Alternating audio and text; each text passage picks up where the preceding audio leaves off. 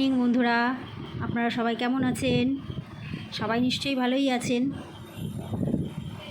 তো আজকে আমি আমার রান্নাঘরেতে চলেই এসেছি। তো আজকে আমি রান্না করব ডিমের ঝোল। তো আমার ডিমের ঝোল করতে লাগছে ডিম, শুকনো লঙ্কা, আদা, রসুন আর পেঁয়াজ। তো আমি এগুলোকে, আর এছাড়া লাগছে গোটা জিরে। আমি জিরে কিছুটা পেস্ট করেও নেব, আর আমার ফোড়নে কিছুটা জিরে লাগবে। তো আমি এগুলোকে পেস্ট করে নিই। আমার পেস্টটা করা হয়েই গেছে। তো বন্ধুরা, আমি ডিমগুলো তো আগেই সেদ্ধ করে করে রেখেছিলাম। কড়াই গরম করে আমি ডিমগুলোকে আস্তে আস্তে ভেজে নিচ্ছি। দেখুন, ডিমগুলো একটু ভাজা হয়ে গেলে উল্টে পাল্টে দিয়ে আমি ডিমগুলোকে নামিয়ে নেব।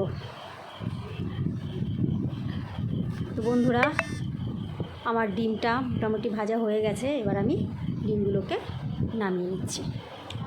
আমার ডিমটা নামিয়ে নেওয়ার পর আমি ওই তেলের মধ্যেই দিয়ে দিচ্ছি আলুগুলো আমি একটু ভেজে নেব। দেখুন বন্ধুরা, আমি আলুগুলোকে ভেজে নিই। আলুগুলো ভাজা হতেই থাকুক।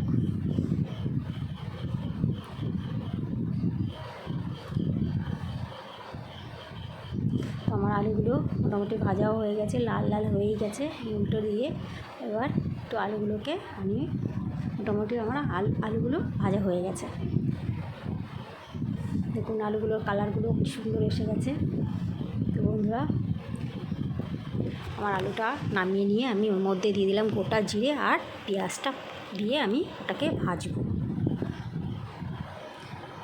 তো পেঁয়াজ একটু লাল লাল হয়ে যাবে, আমি নেড়ে টেড়ে একটু লাল লাল করে ভাজবো পেঁয়াজটাকে। তো বন্ধুরা, পেঁয়াজটা মোটামুটি ভাজা হয়েই গেছে। দেখুন, এর মধ্যে আমি দিয়ে দেবো যে আমার পেস্ট করা মশলাটা আমি পেস্ট করে রেখেছিলাম, জানেন তো আগেই। আদা জিরে বাটা সব দিয়ে আমি পেস্ট করেছিলাম। এছাড়া অ্যাড করেছি আমি ধনের গুঁড়ো। তো বন্ধুরা, এটাকে এবার আমি ভালো করে কষে নেব। যতক্ষণ না তেলটা ছাড়ছে আমি ততক্ষণ মশলাটাকে কষাবো।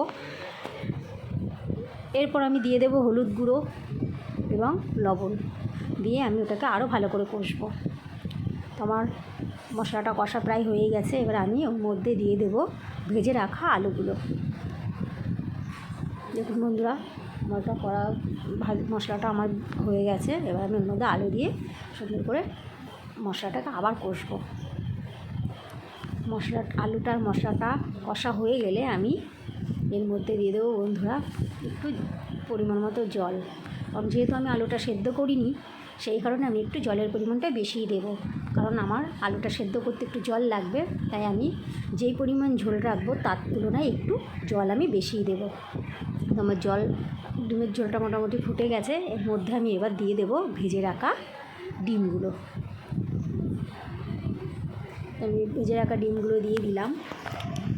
এরপর ওটাকে আমি যতক্ষণ না ফুটছে আমি ওটাকে ঢাকনা দিয়ে ঢেকে দেবো। তো আমার ঢাকনা দিয়ে ঢেকে দিয়েছিলাম আমি।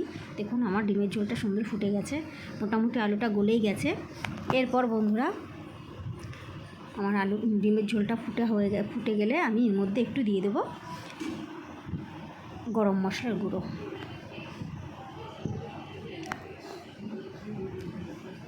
আমি গরম মশলার গুঁড়োটাও দিয়ে দিয়েছি। আমার ডিমের ঝোল প্রায় রেডি হয়ে গেছে। দেখুন বন্ধুরা, আমার ডিমের ঝোল পুরো রেডি।